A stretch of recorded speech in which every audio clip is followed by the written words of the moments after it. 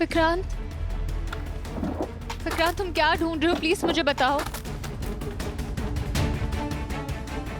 तुम्हें सजा देने का रास्ता। विक्रांत मैंने खुद से बात नहीं पी, उन्होंने मुझे जबरदस्ती पिलाई। मुझे तो टेस्ट भी नहीं पसंद।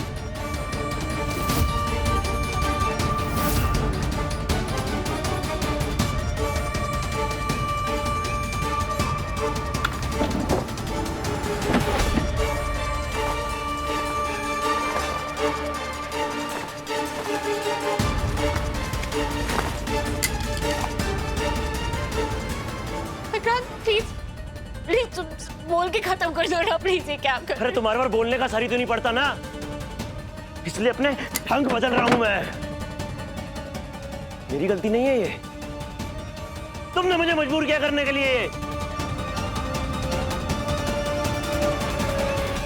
रुको, जब तक मैं ना कहूं ना तब तक अपनी जगह से हिलना भी मत, 1 इंच भी।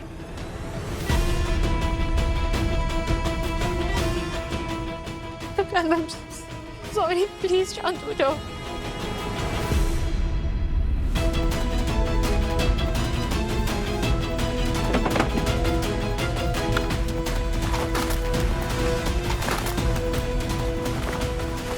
विक्रांत तुम ये सारा सामान बाहर क्यों फेंक रहे हो?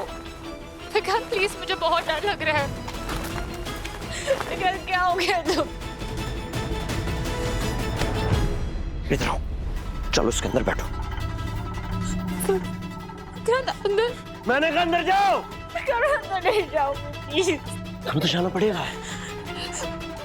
ये शुद्धि बहुत जरूरी है तुम्हारे लिए। ये जो तुम्हारी सोच है ना, जो तुम्हें नशे से, नाचने गाने से, पराये मर्दों से बात करने तक लेकर जाती है, ये सोच से तुम दूर हो सको। सुना है ना, लोहा कुंदन तभी बनता है जब वो आग से गुजरता है। यही तुम्हारा पश्चाताप है।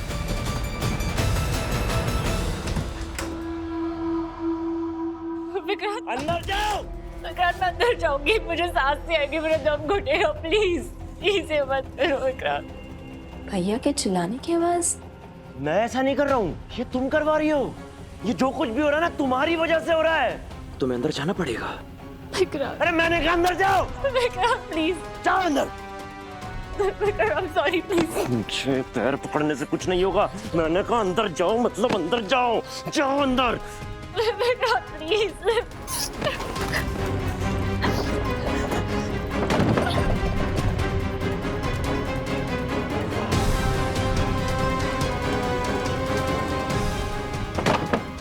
विक्रांत भैया, क्या हुआ? आपके चिल्लाने की आवाज आ रही थी, सब ठीक है ना? और उन्नति किधर गई? उन्नति? कीर्ति, माँ तुझे बुला रही है, जा। आई माँ।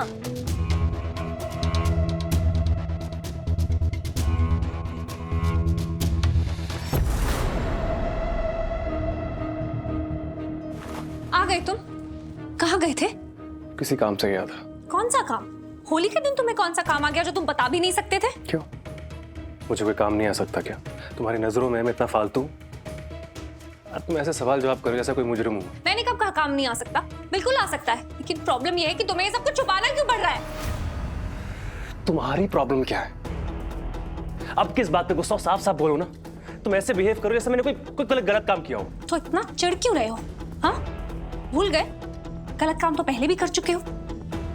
स्मिता के साथ पूरा घर बसा लिया था तुमने। इससे भी ज्यादा गलत कुछ करने को रह गया है? गॉड से प्लीज प्लीज मेरे और स्मिता के चैप्टर से आगे बढ़ो दिव्या। हमने डिसाइड किया था ना कि ये सब भूल के एक नई लाइफ स्टार्ट करेंगे। तुम भूल चुके हो, आगे बढ़ चुके हो, क्योंकि जिस तरह से बिहेव कर रहे हो उससे लगता तो नहीं है कि आगे बढ़ चुके हो। और क्या पता, आज भी स्मिता के साथ ही होली खेलने गए हो। उसी से मिलने गए थे ना, क्योंकि रीत ने उसे घर में आने से मना कर दिया था, तो तुम उसी के साथ थे। मैं स्मिता के साथ होली खेलने नहीं गया था। अच्छा, खाओ मेरी कसम।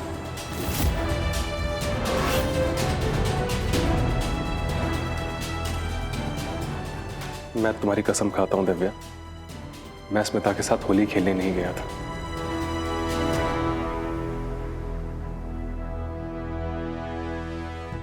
प्रतीक, आई एम रियली सॉरी।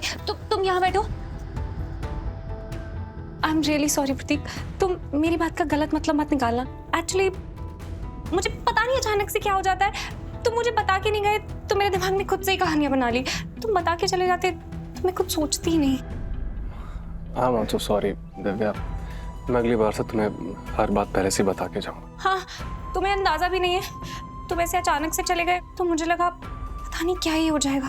तुम्हें पता नहीं है मेरे दिमाग को कितनी सारी चीजें आ रही थी, मेरा दिल कितनी जोरों से घबरा रहा था, ऐसा लग रहा था मुझे हार्ट अटैक ही आ जाएगा।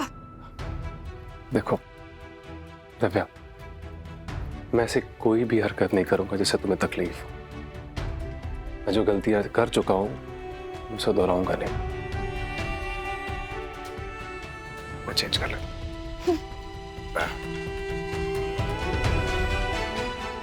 रीत पर हमला हुआ। कीर्ति, ज्यादा भोली बनने की ना कोशिश मत कर तू मेरे सामने। मुझे नहीं पता कि ये सारे कारनामे तेरे किए हुए हैं। तूने मुझे कल बोला था ना कि तू रीत और उसके बच्चे को मारने के लिए किसी भी हद तक जा सकती है, और तूने आज ये सब करके भी दिखा दिया। मैं तुझे चेतावनी दे रही हूँ, संभल जा। मैं जानती हूँ कि तू मुझसे नहीं डरती है, अरे लेकिन कम से कम उस भगवान से तो डर जो सब कुछ देख रहा है। तुझे पता है तू नर्क के रास्ते पे चल रही है, और नर्क के रास्ते पे चलने वालों को भगवान ऐसी सजा देता है कि कोई भी नहीं बचा पाता, यहाँ तक कि तू खुद भी खुद को नहीं बचा पाएगी। माँ, मैं कसम खा के कहती हूँ मैंने कुछ नहीं किया है। आहा, तू तो मेरी ऐसी कसम खा रही है जैसे तूने मेरी कभी झूठी कसम खाई ही नहीं हो इससे पहले। मैं अपनी कसम खा के कहती हूँ माँ, मैंने कुछ नहीं किया है। अच्छा, पूरे होली फंक्शन में आपने मुझे कहीं देखा नहीं ना? मैं कमरे में बंद थी। कमरे में बंद थी? कौन से कमरे में बंद थी? वो नहीं कीर्ति, भानुमति का पिटारा मत खोल के बैठ। उससे क्या फर्क पड़ता है माँ? मैं बस एक एक्सीडेंट था, गलती से दरवाजा बंद हो गया था और मैं बंद हो गई थी पूरे दिन के लिए। मैंने खटखटाया दरवाजा तो राघव को सुनाई दिया, वो आए मुझे बचाने। आपको मुझ पे तो नहीं यकीन होता ना, राघव पे होता है ना, तो उनसे जाके पूछ लो कि मैं कमरे में थी या नहीं थी। तू सच बता, तू कमरे में ही थी ना? हाँ। हे भगवान, तुझे पता है ये सुनकर मुझे कितना सुकून मिल रहा है, वरना आज तो मैंने सबके सामने तेरा सारा काला चिट्ठा खोल देना था। पर खैर छोड़, जब तू वहां थी ही नहीं तो ये सब बातें करना बेकार है। जा बच्चे, तू हाथ मुंह धो कर आ, मैं तेरे लिए खाना लगाती हूँ।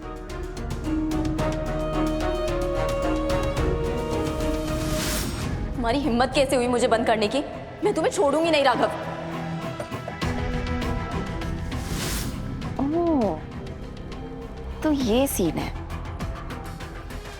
रीत पर हमला हुआ जब मैं कमरे में बंद थी, और राघव को लगा कि शायद मैं कमरे से भाग गई होंगी, इसलिए वो चेक करने आया था। लेकिन सवाल ये है कि अगर रीत पर हमला मैंने नहीं किया तो किसने किया?